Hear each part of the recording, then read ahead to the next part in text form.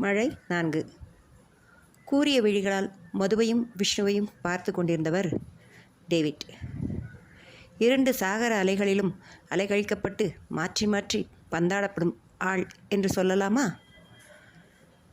மதுவிடம் பார்வையை நிறுத்தி அவளின் பேச்சை கவனித்தவர் அவளின் மிரட்சியை கவனிக்கவில்லை போலும். விக்ரம் வேதா படம் இல்லை மேடம், இப்போ 2 நாள் முன்ன புதுசாக வந்த படம், அதைத்தான் சின்னவர் உங்களுக்காக ஸ்பெஷலாக தெரிவிச்சிருக்கிறார் என பக்கென்று சிரித்து விட்டாள் மதுவர்ஷினி.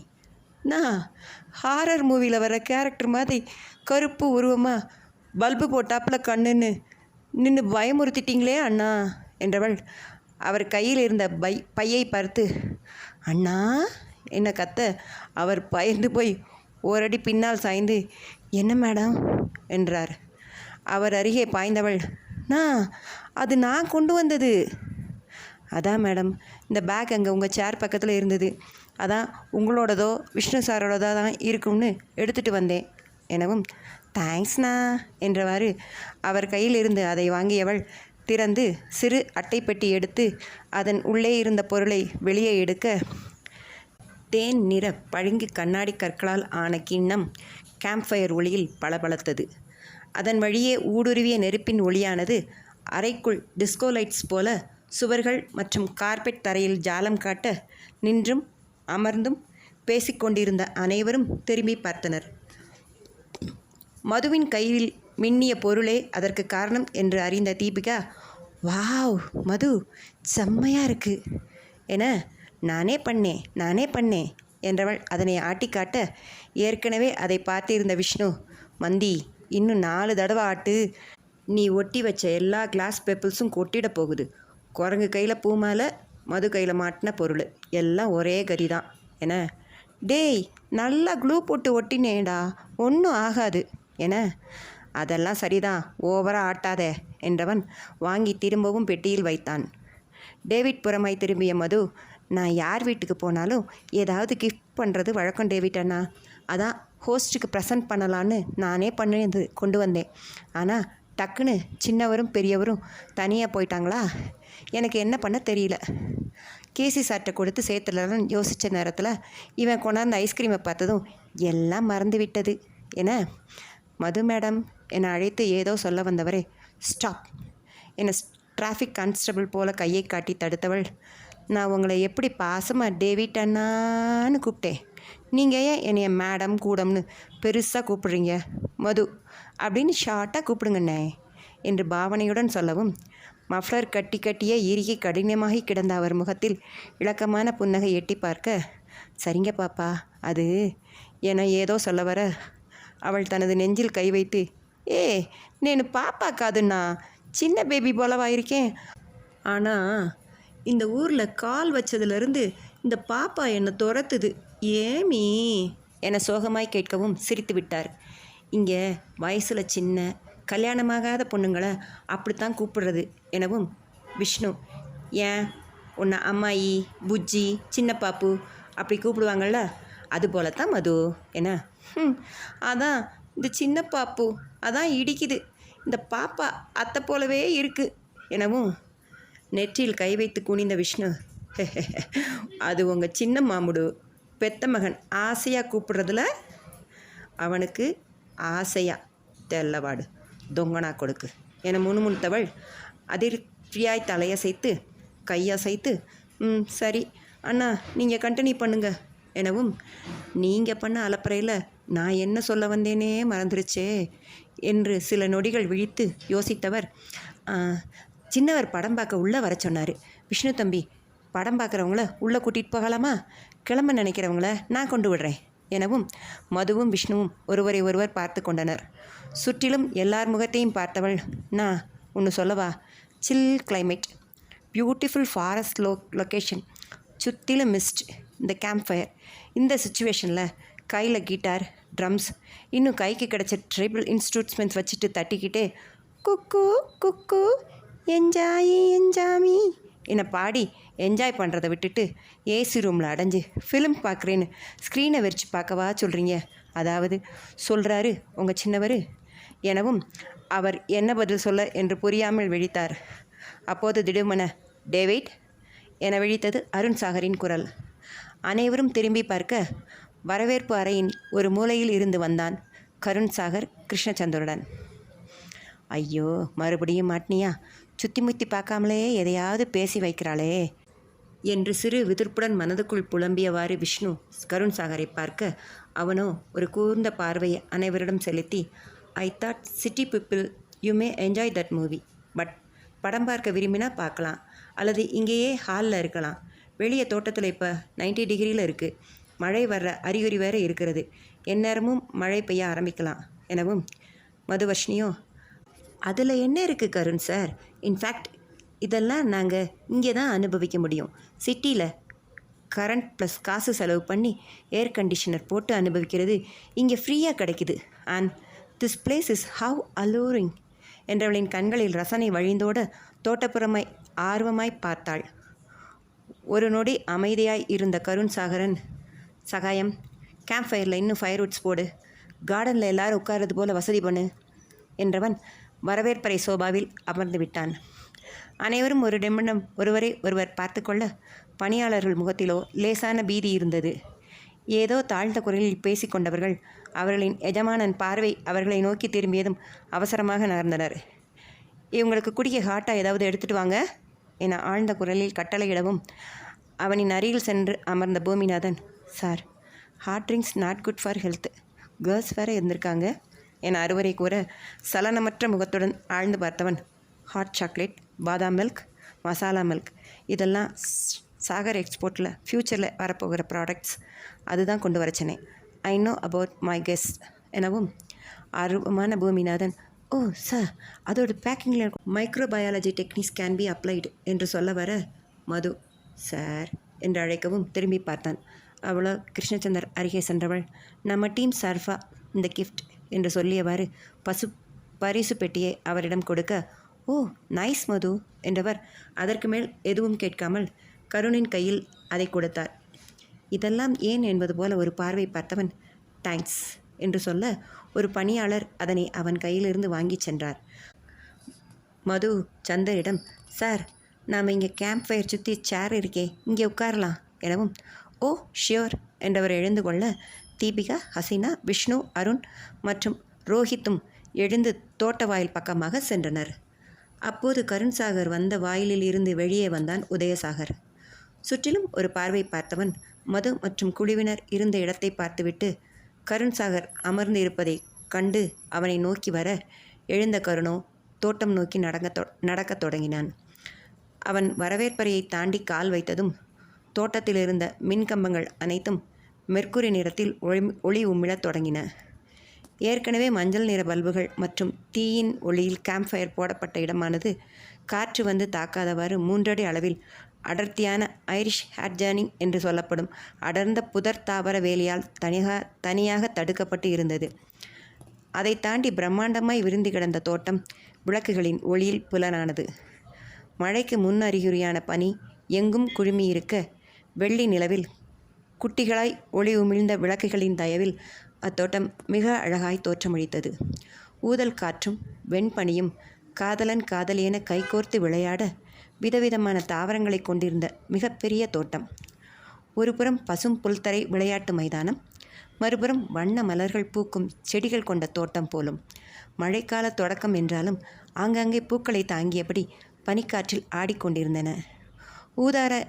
ஊதா நிற இலைகள் கொண்ட மரமோ என ஐயரும் வண்ணம் மருந்திற்கு ஆங்காங்கே இலைகளும் முழுக்க மலர்களை ஏந்தி நின்று கொண்டிருந்த ஐக்கரண்ட் மரங்களும், செர்ரி பிளம்ஸ் மலர்கள் போல இளம் சிவப்பில் கொத்தாக மலர்களை தாங்கிய மரங்களும் ஆங்காங்கே இருப்பதை பார்த்த அனைவரும் அசந்து போய் பிடிவுரைய பார்த்து கொண்டிருக்க பூமிநாதன் ஆச்சரியத்துடன், கருண் சார், இந்த மரங்களெல்லாம் ஸ்ப்ரிங் சீசனில் தானே பூக்கும், செப்டம்பரில் எப்படி பூக்கள் என கேட்க அவனை திரும்பி கூட பார்க்காமல் சுருக்கமாக ஹைப்ரிட்ஸ் என்றவன், சகாயம், இந்த லைட்ஸ் பூக்குச்சிகளை அட்ராக்ட் பண்ணும் எனவும் பிரகாசமாக ஒளிந்து கொண்டிருந்த விளக்குகள் அணைக்கப்பெற்று மங்கிய இளநீல விளக்கு ஒளிர்ந்தன.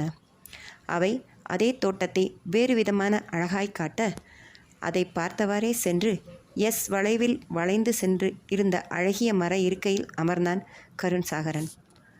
பூமியோ குழப்பமாய் தோட்டத்தை உற்று பார்த்தவரே, ஹாவ், அதோட ஜெனட்டிக்ஸ் எப்படி மாறும் என மெல்லமாய் முணுமுணுக்க காதலியில் கேட்டது மதுவின் குரல். வத்சு, இட்ஸ் மெடிக்கல் மிராக்கல். குழப்பமாய் திரும்பி அவளை பார்த்தவன், நோ மது, இது ஜெனட்டிக்ஸ் மிராக்கல் என்றவன் இருட்டுக்குள் உற்று பார்த்து, ஹே லுக், அந்த பிங்க் ப்ளூ செர்ரி பிளாசம் போல தெரியுது. மார்ச் தானே அது பூக்கும். போன வருடம் ஜனவரியிலேயே பூத்ததுன்னா குளோபல் வார்மிங் காரணமாகத்தான் ரிசர்ச் போய்கிட்டு இருக்குது தெரியுமா என.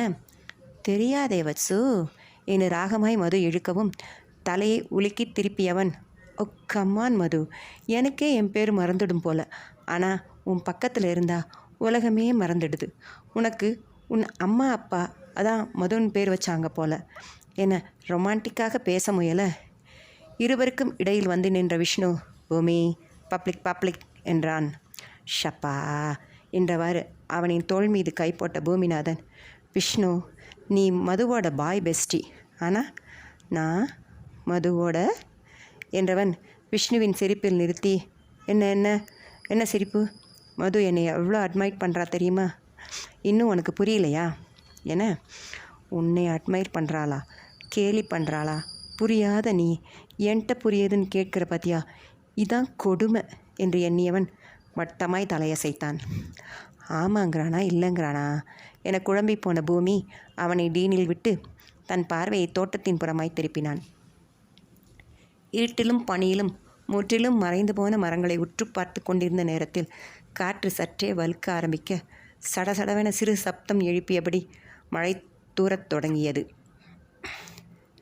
அனைவரும் வேகமாக உள்நோக்கி செல்ல முற்பட பளீர் என்ற ஒரு மின்னல் வெட்டி செல்ல மின்சாரம் தடைப்பட்டது. இன்வெர்ட்டர் மூலம் எரியும் சொற்ப விளக்குகளே எரிய கொழுந்துவிட்டு எரிந்து கொண்டிருந்த கேம்ப் ஃபயர் மீதும் மழை துளிகள் பட்டதால் சடச்சடவென ஒளி எழுப்ப ஒளியானது குறையத் தொடங்கியது. எல்லாரும் உள்ளே போங்க என்று உரக்க ஒலித்த கருண் சாகரின் குரல் சிறிதாக இருந்த வாயிலில் கசிந்த வெளிச்சம் ஈர்க்க அனைவரும் நகரத் தொடங்கினர். ஆ! தீபிகா கத்தியதும், என்னாச்சு என்னாச்சு என அனைவரும் கேட்க, இல்லை, என் காலுக்கு குறுக்கால ஏதோ ஓடுச்சு. அதுவா? தீபிகா, நீ கேட் வாக்கில் ஸ்டைலாக வந்ததில் அதான் எலிங்க பயந்து ஓடி இருக்கும். ஹஹஹா என்று நகைத்தனர் அருகில் இருந்தவர்கள். டே விவி, ஓல்டு காப்பி, காமெடி பண்ணுற நேரமாக இது, அவளை கையை பிடிச்சி கூட்டிகிட்டு வா என மது சொல்ல, காமெடியா? அவள் துள்ளி குதிச்சதில் அவளோட ஷார்ப் ஹீல்ஸில் குத்து வாங்கின அப்பா விடினா என்னை யாராச்சும் கையை பிடிச்சி கூட்டிகிட்டு போனால் தாவலாம் என சொன்ன நேரத்தில் சட்டென்று பாதையில் வெந்நீர வழி தோன்றியது. தன் மொபைல் ஃபோனை எடுத்த உதயசாகரன் மழை துளிகள் தன் மொபைல் மீது விழுவ கை கொண்டு தடுத்தவாறு நடக்கும் பாதையில் காட்டினான். அப்போது காற்றில் பெட்ரோல் வாசனை வர ஜென்ரேட்டர் இயக்கப்படும் ஒலி கேட்க அடுத்த நொடியில் அனைத்து விளக்குகளும் எரிந்தன. வெளிச்சம் வரவும் ஓரளவு நிதானப்பட்ட அனைவரும் ஒருவர் பின் ஒருவராக வரவேற்பறைக்குள் நுழைந்து முகம் பார்த்து சிரித்து கொண்டனர். இருட்டாக ஆனதும் எவ்வளவுதான் வளர்ந்தாலும் படித்திருந்தாலும் பயம் வந்து விடுகிறதே என்று தோன்றியது. சிலர் ஆசனம் தேடி அமரத் தொடங்க தீபிகாவோ சற்றே பயந்த குரலில், என் காலில் பட்டுது, பெரிய எலியா பூனையா தெரியல, நிறைய முடி இருந்தது போல ஃபீல் ஆச்சு எனவும், பணியாளர்களில் ஒருவன், சேச்ச, எலி எல்லாம் இருக்காதுங்க மேடம், கீரி இல்லாட்டி சிறு நரியாக இருக்கும் எனவும், எனது என கத்திவிட்டாள் அவள். அவனோ தொடர்ந்து, மேடம், இது மலைக்காடு, ராத்திரியில் சின்ன சின்ன மிருகங்கள், பாம்பு எல்லாம் வெளியேறும். எனது பாம்பா என கூச்சலிட்டனர். ஆமாம் என்னை சுவாரஸ்யமாக தொடர்ந்தவன், ஆனால் நீங்கள் பயப்படுறாப்புல ஒன்றும் இல்லை. ஒரு ஆச்சரியம் என்னென்னா, இங்கு பாம்பு கடிச்சா விஷம் ஏறாது எனவும், அருண், அப்படியா, இங்கே இருக்க பாம்புக்கு விஷம் இல்லையா என ஆச்சரியத்துடன் கேட்க, அப்படி இல்லை சாரு, பாம்பு கடிச்சா இங்கே இருக்கிற வரைக்கும் ஒன்றும் பண்ணாது, மலையை விட்டு இறங்கினதும் விஷம் வேலையை செய்ய ஆரம்பிச்சிடும் எனவும், இது என்ன புதுக்கதை என ஒருவரை ஒருவர் பார்த்து கொண்டனர். ஆமாம், எங்கள் வீட்டிலே நடந்திருக்கு. எங்கள் தாத்தாக்கு தோட்டத்தில் வேலை செய்யும்போது பாம்பு கடிச்சிருச்சு. அவங்களா நாட்டு வைத்தியம் பார்த்துருக்காங்க. அடுத்து 1 மாதம் கழித்து பழனியில் ஒரு விசேஷம்னு கிளம்பினவங்க கொடைக்கானல் மலையை விட்டு இறங்குனதும் பட்டுன்னு விஷம் ஏறிடுச்சு, மயக்கமாயிட்டார். அப்புறம் இது போலன்னு சொல்லவும் டாக்டர் விஷ முறிவு கொடுத்து காப்பாற்றினாங்க. இது என்ன மர்ம தேசம் கதை போல் சொல்கிறீங்க?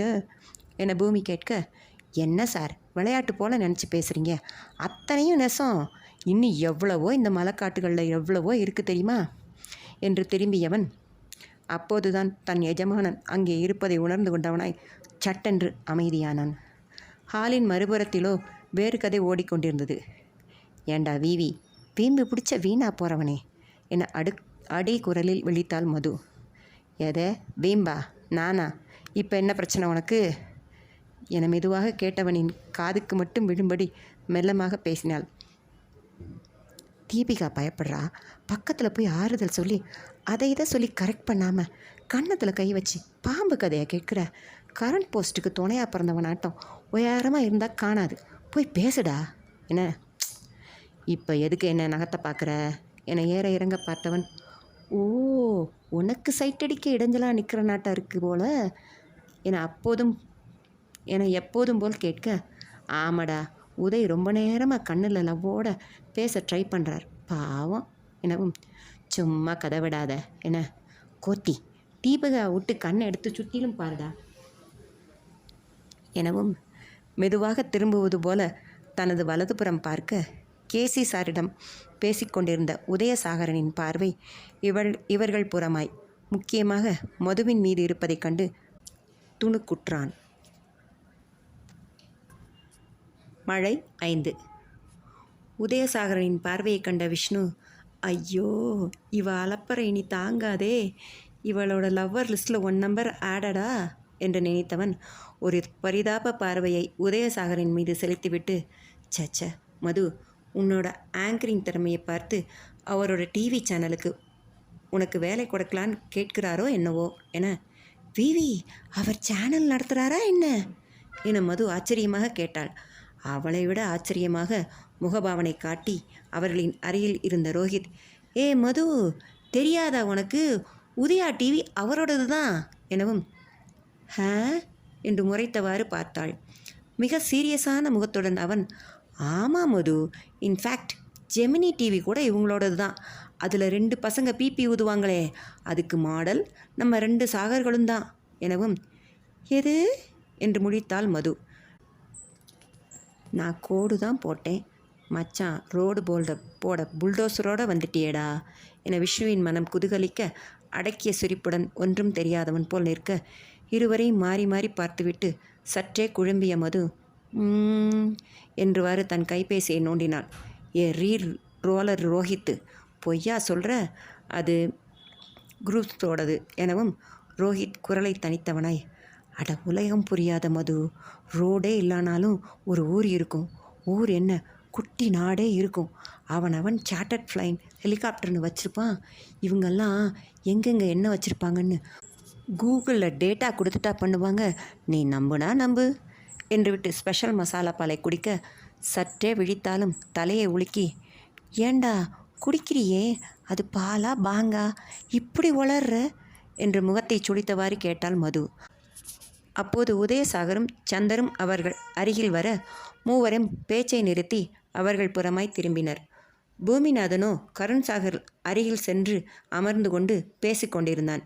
சார், ஹைப்ரிட் பிளான்ட்ஸ்னு சொன்னீங்க, அந்த மரங்களோட வயசு பார்த்தா பல வருடங்களுக்கு முன்னே வச்சிருக்கணுமே, இது யார் பண்ணது என கேட்க கருணின் முகத்தில் சிறு மென்மை தோணித்து, ராஜா ராஜகோபால் தொண்டைமான், அவருக்கு இதில் நிறைய ஆர்வம், அவர் என்னோட தாத்தா என்றான்.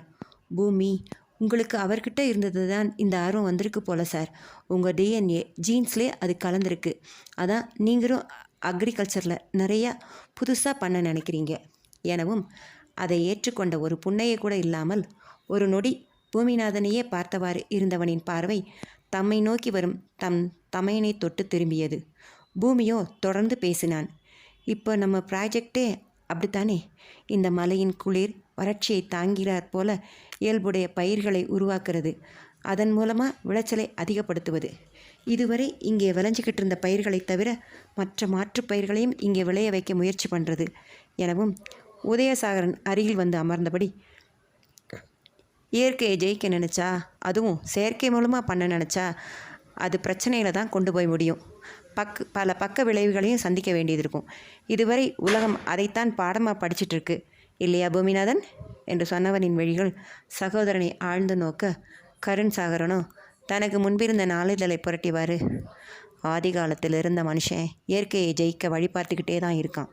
இயற்கை என்னவா இருக்கோ அப்படி மட்டும்தான் இருப்பேன் அப்படின்னா வளர்ச்சின்னு அப்படின்னு ஒன்று நடக்காது. விவசாயம் என்பதே இயற்கையை தன் விருப்பத்திற்கு விளைக்க நினைக்கிறது தானே. மனுஷனை மற்ற உயர்கட்டுகளை இருந்து வேறுபடுத்துறது இந்த அறிவு தான், இயற்கை ஜெயிக்கிற நினைக்கிற அறிவு என்றவன் திரும்பி உதயசாகரனை ஒரு பார்வை பார்க்க, பூமிநாதனும் மிரண்டு போய் பார்த்து கொண்டிருந்தான். அவன் பார்த்த ஒரு வாரத்தில் கருண் சாகரன் பேசி அவன் கேட்டது மிகச்சில வார்த்தைகள் மட்டுமே.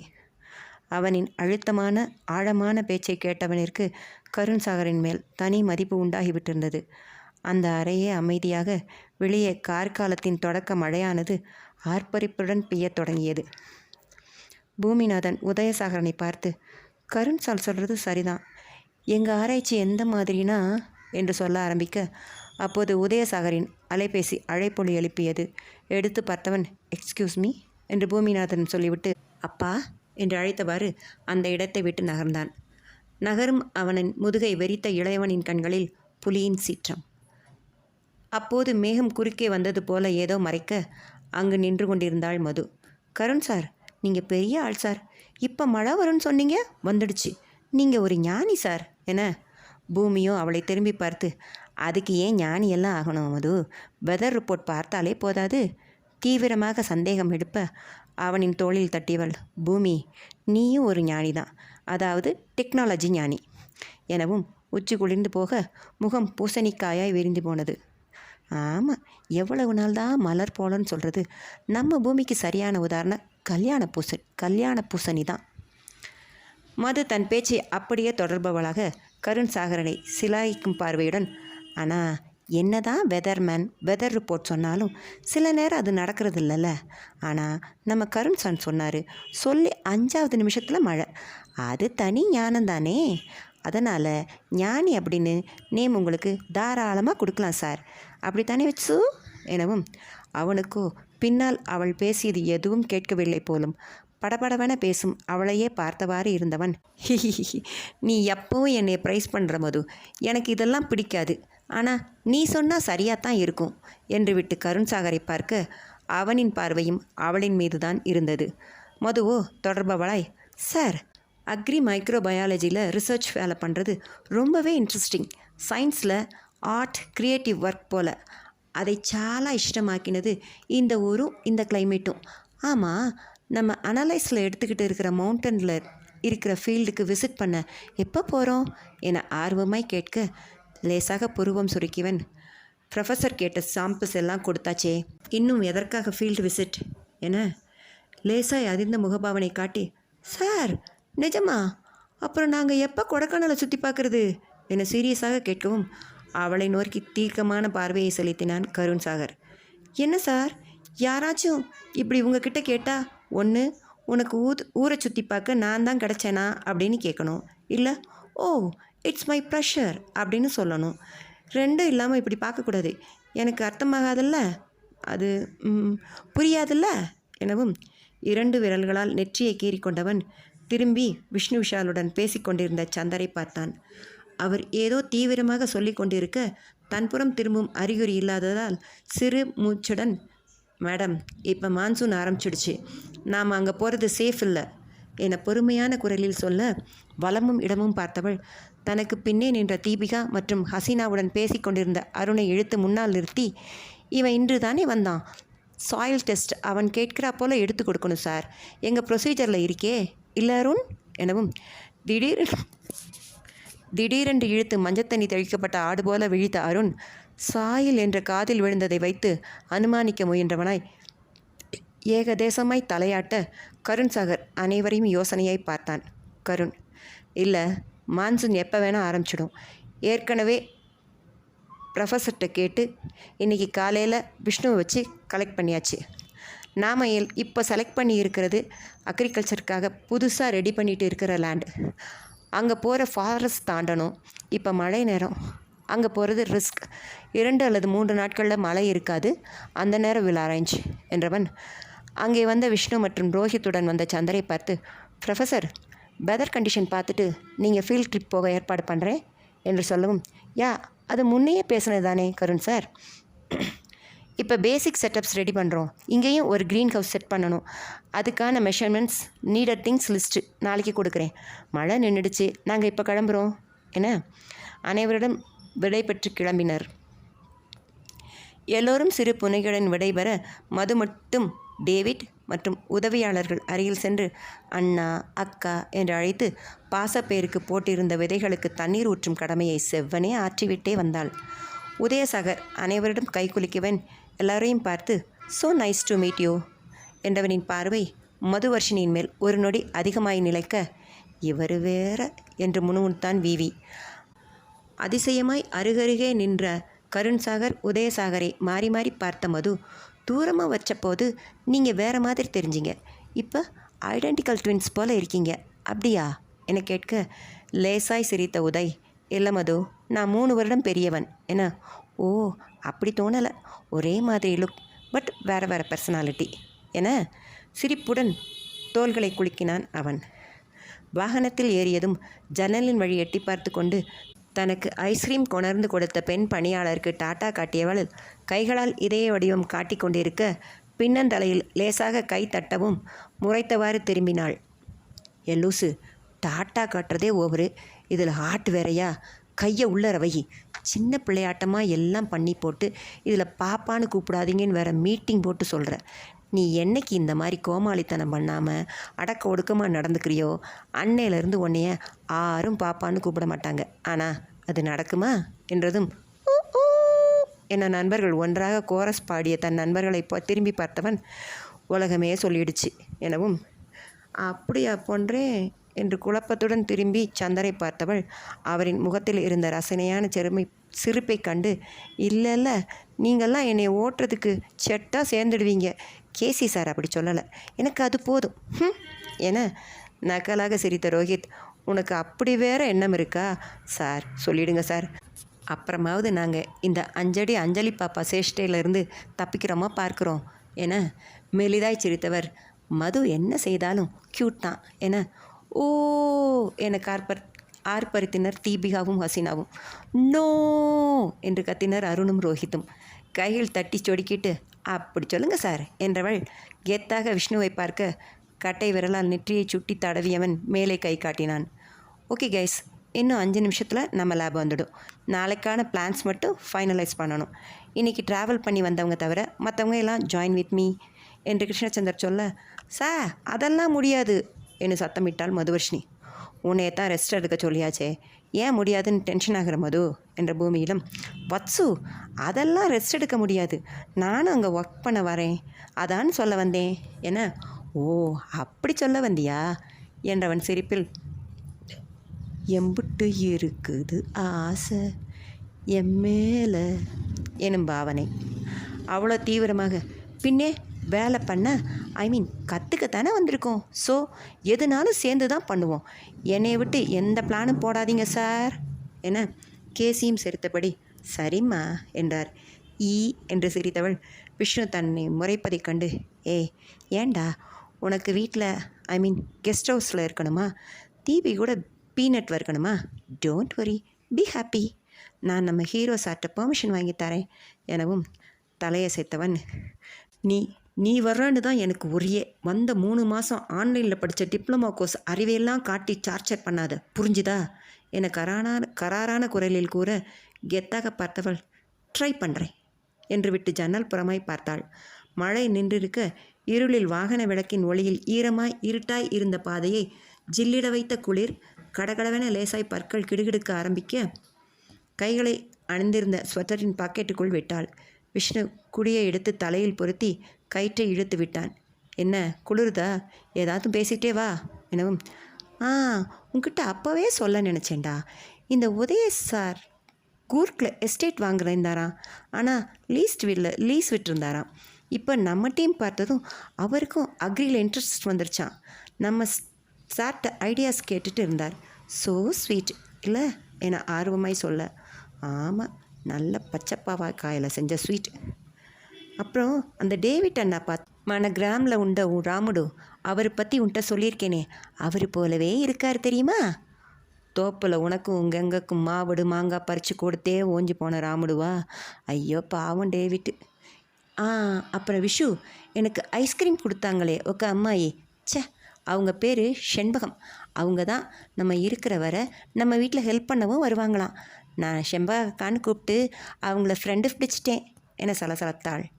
வெளியே பார்த்து ஐயோ என கத்தினாள். அனைவரும் பதறிப்போய் பார்க்க வண்டியானது குலுங்கி நின்றது. இருளாய் இருந்த பாதையின் இரு புறங்களிலும் ஆங்காங்கே நெருப்பு பொறிகள். மழை 6. விருந்தினர் கிளம்பியதும் அவர்களுக்காக வரவழைத்திருந்த பெண் பணியாளர்களை பத்திரமாக வீடு திரும்ப ஏற்பாடுகள் செய்துவிட்டு தன் அறைக்குள் நுழையப் போனவனை தடுத்தது கருண் எனும் குரல். கதவை திறந்தவன் அப்படியே நின்றவாறு திரும்பி பார்த்தான்.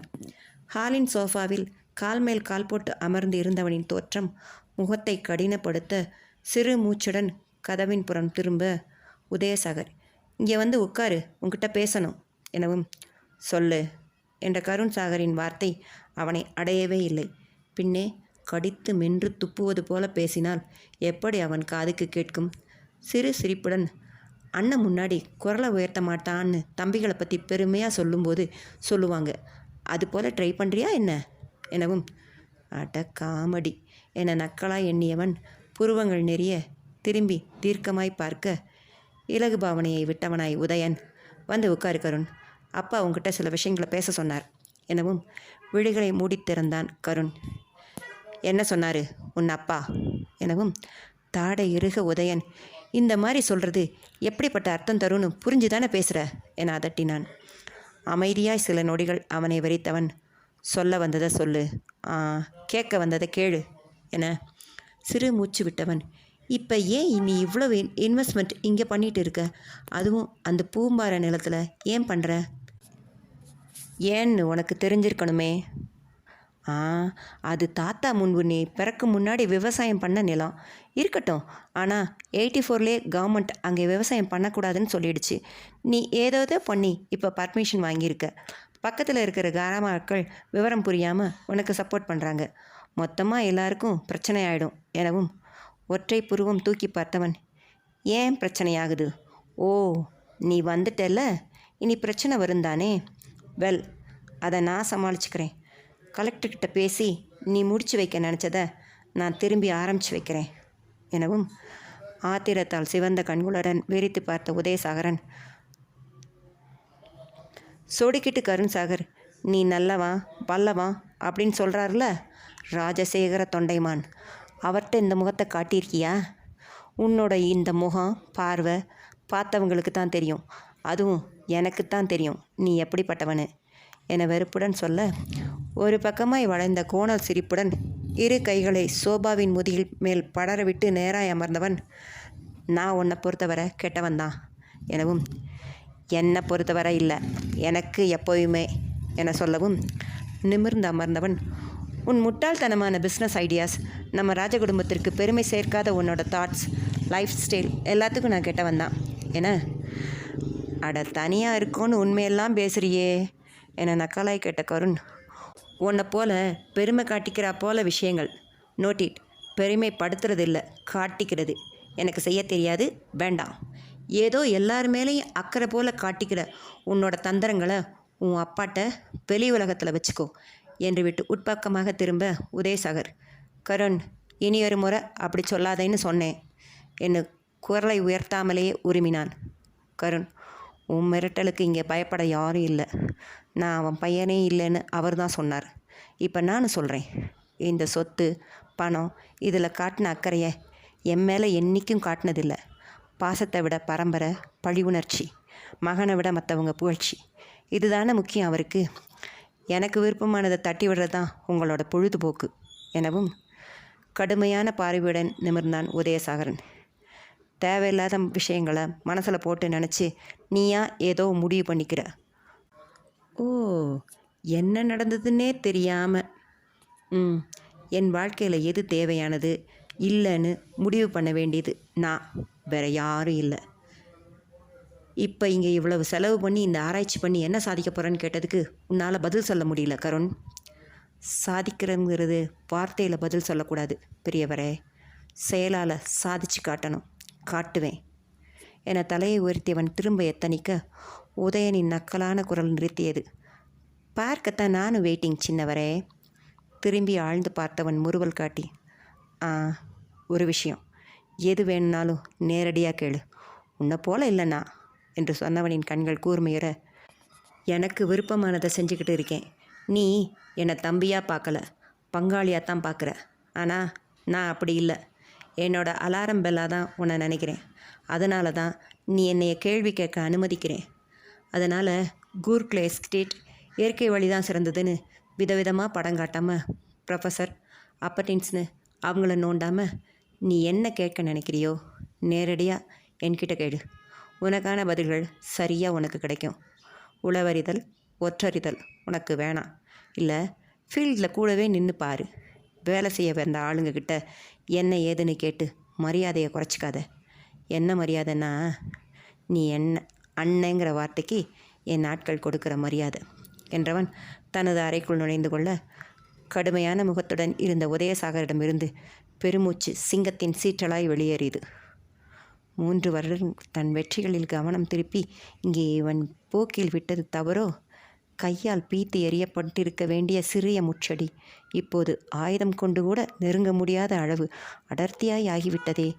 இப்போது எண்ணி வந்திருக்கும் காரியம் நிறைவேறுமா? இடக்கையால் தலையை கோதி கழுத்தடியில் கொடுத்தவன் ஏதோ யோசித்தவாறு அமர்ந்திருந்தான். குலுங்கி நின்றிருந்த வாகனத்தில் அரை தூக்கத்தில் இருந்த தீபிகா பதறி விழித்தாள்.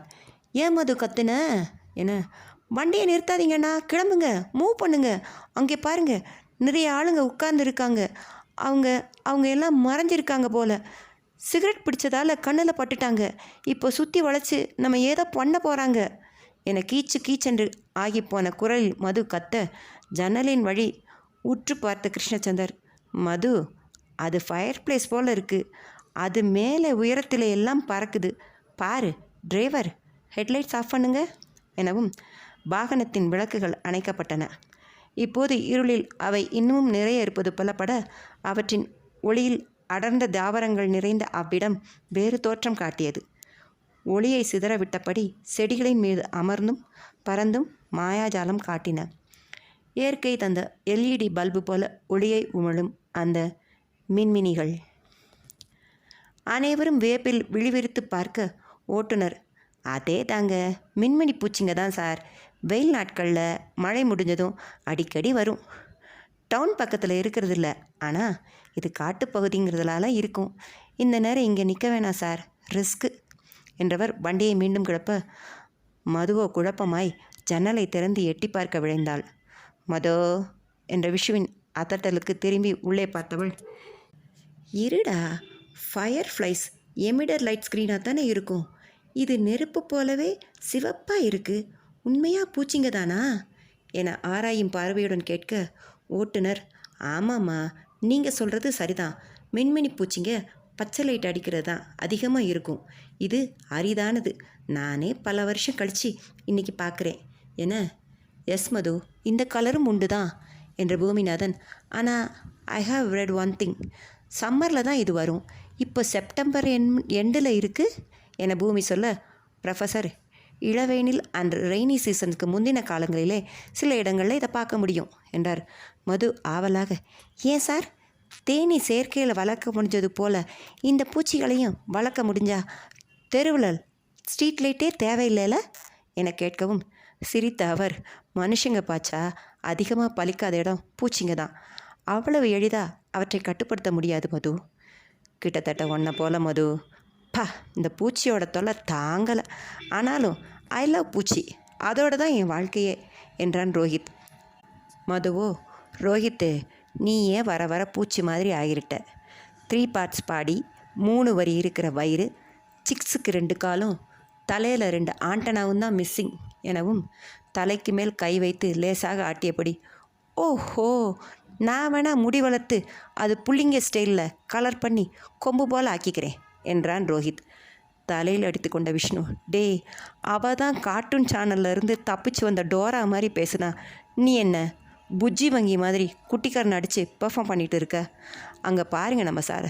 அட ஆண்டவா, உங்களை வச்சுட்டு இந்த ப்ராஜெக்டை எப்படி முடிக்க போகிறோன்னு ஃபீல் பண்ணுறாரு பாருங்க. என்ன இயல்பாய் மடியில் கை மடக்கி ஊன்றி அமர்ந்து உள்ளங்கையில் நாடி தாங்கி வேடிக்கை பார்த்தபடி அமர்ந்திருந்த சந்தர் சிரித்து, ரொம்ப பயப்படலை, கொஞ்சமாக எனவும், சார் நாங்கள் பார்க்கத்தான் சார் அப்படி வேலைன்னு வந்துட்டா வேற மாதிரி என்றான் ரோஹித். அருணா, எந்த மாதிரி? நீ ஒரு மொள்ள மாதிரி. மதுவை கை காட்டி, அவள் ஒரு தொல்லை மாதிரி என. மதுவோ, நீயா பேசியது என் அன்பே, நீயா பேசியது என்பது போல ஒரு லுக் விட்டாள். ஒற்றை கண்ணை சுருக்கி முறைப்பது போல் செய்ய டெஸ்ட் சாயில் சாக்லேட்டாக மாறி டெஸ்ட் டியூப் காப்பர் சல்ஃபேட் கரைசலில் பிரில் இங்க் கலக்கப்பட மின் வெட்டொளி பின்னோட்டங்கள், அதாங்க த்ரோபேக், மூளையில் ஓட அருண் ஹீ என்று இழுத்து ஜும்மா என வாயசித்து வைத்தான். விஷ்ணு விஷால், தேவையாடா உனக்கு என நக்கலாக புன்னகைக்க அப்போது தங்குமிடம் வந்துவிட்டதால் வாகனம் நின்றது. கிரீன் ஹவுஸ் என்று அழைக்கப்படும் பசுமை வீடு கட்டமைப்பிற்கு தேவையான விவரங்கள் கேசி தெரிவிக்க கனிப்பொறியுடன் விஷ்ணு, மது, ஹசீனா அமர்ந்திருந்தனர். எந்த தாவரங்கள், என்னென்ன விதமாக பாத்திகள், விதைப்படுக்கைகள், மண்கலவைகள் போன்றவை பற்றிய கலந்துரையாடல்கள் நடந்து கொண்டே இருக்க அருணும் ரோஹித்தும் வந்து இணைந்து கொண்டனர். சற்று நேரம் அமர்ந்திருந்த தீபிகா அலுப்புற்று எழுந்து தான் தங்கியிருக்கும் அரை பக்கமாக செல்ல அவளின் பார்வையானது விஷ்ணுவை தொட்டு வருடிச் சென்றது.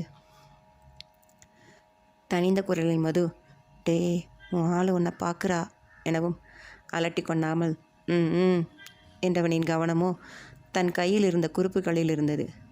அவன் புறமாய் சாய்ந்தவள் மெல்லிய குரலில், டே, விம்மு போட்டு விளக்கினாலும் விளங்காதவனே, நிமிர்ந்து பார்த்து ஒக்க டைமு தலையவாச்சும் ஆட்டுடா, ஓவரா பண்ணுற நீ என.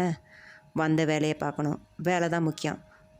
மந்தி, இப்போ நீ போய் என் ரூம் டேபிளில் இருக்கிற லேப்டாப் எடுத்துகிட்டு வரியா என. நீ வேஸ்ட்டுடா என்று குழம்பியபடி அவனின் அறையை நோக்கி சென்றாள். ஆனால் திரும்பி வந்து பார்த்தபோது விவி அருகே தீபிகா அமர்ந்திருக்க, அட்ட ஃப்ராடு பயலே என்று முணுமுணுத்தவாறே லேப்டாப்பை அவனிடம் கொடுக்க அவனோ நிமிர்ந்து தன் பக்கத்தில் அமரும்படி கண் காட்டினான். ஏண்டா, அவள் பார்வையாலேயே என்னை ஃப்ரை பண்ணவா என ஜர்க்கானவள் ஹசி என்று அழைத்தபடி அவளை நோக்கி போக முயல கால் தடுக்கி சரிந்தவளை பிடித்த விஷ்ணு தன் அருகில் அமர வைத்தான். ஹசீனா, அந்த ஃபைல் இங்கே கொடு, அதில் இருக்கத மது இதில் அப்டேட் பண்ணணும் என்றவன் கருமுமை கண்ணாக யாரும் அறியாமல் அவனின் தொடையில் கிள்ள முயற்சித்தவள் ஜீன்ஸ் பேண்ட் முரட்டு பாதுகாப்பில் இருந்ததால் அவள் கை அவனை தொட்டது கூட அறியாதது போல இருந்த அவனை எதுவும் செய்ய இயலாமல் விழித்தாள். தீபிகாவோ மதுவின் கையில் இருந்த லேப்டாப்பை வாங்கி, விஷால், லெட் மீ டூ என. நோ என்றான் ஒற்றை சொல்லாக. கோபத்தால் முகம் சிவக்க சட்டென்று அங்கிருந்து எழுந்த தீபிகா பசுமை வீட்டின் அளவுகளுக்கான படம் வரைந்து கொண்டிருந்த பூமியின் அருகில் சென்று அமர்ந்து கொண்டாள். வலக்கையால் கீபோர்டை தட்டிக்கொண்டே இடக்கையால் இரு விரல்களை மது காண்பிக்க, வாஷ்ரூம் அந்த பக்கம் என்று மெதுவாய் சொல்லி கண்களால் காட்டியவன் லேப்டாப்பை தன் பக்கமாக இழுக்க முயல, என்று விழித்து மிரட்டியவள், தீபியை இன்னைக்கு 2 டைம்ஸ் கடுப்பேற்றிருக்க. என் காலையெல்லாம் தட்டிவிட்டு அவள் பக்கத்தில் உட்கார விடாமல் பண்ணி, என்னடா ஆச்சு? நீ டைப் பண்ணுறியா, நான் பண்ணவா எனவும், சொல்லி தொலை என்றவள் வேகமாக தட்டத் தொடங்கினாள். கிருஷ்ணச்சந்தர் தங்களது ப்ராஜெக்ட் பற்றிய விவரங்களை அருண் மற்றும் ரோஹித்திற்கு விளக்க ஆரம்பித்திருக்க மற்றவர்கள் அவரவர் வேலைகளில் கவனம் செலுத்தி முடித்தபோது நேரம் இரவு மணி 10 தொட்டிருந்தது. ஓகே கைஸ் என்றவாறு எழுந்த கேசி சோம்பல் முறித்தபடி, நாளை இன்னும் சில வித்தியாசமான விதைகள் அண்ட் சிப்ளிங்ஸ் நம்ம ரிசர்ச்சில் சேர்க்க போகிறோம். அதுக்கான ப்ரொசீஜர்ஸ், ட்ரீட்மெண்ட் எல்லாம் காலையில் க்ரீன் ஹவுஸ் பேசிக் ஒர்க்ஸ் முடிஞ்சதும் கான்ஃபரன்ஸில் பேசிக்கலாம் என்ன. சார், ஒரு டவுட்டு என்றான் மது. அதானே, இவ்வளோ நேரமாக சத்தம் இல்லையே, மது ஒரு வேளை உட்காந்துக்கிட்டே தூங்கிட்டாளோன்னு நினச்சேன் என ரோஹித் சொல்ல, லேப்டாப்பில் டைப் பண்ணிக்கிட்டு இருந்ததில் பார்த்தேல, டைப் பண்ணிகிட்டே எப்படி தூங்குறது? மங்குனி அமைச்சர்னு மணிக்கு ஒரு முறை நிரூபிக்கணுமா ரோலர் ரோஹித்து என காண்டாக கேட்க, சிரித்த கேசி, நீ கேளு மது என்றார். சார், நம்ம ப்ராஜெக்ட் சின்னவரோடதுன்னு சொன்னீங்க. ஆனால் உதயசாகர் நம்மக்கிட்ட பேசும்போது எங்கள் ப்ராஜெக்ட் அப்படின்னு பேசுகிறார். ஐடியாஸ் கொடுக்குறார் குரலை தனித்து.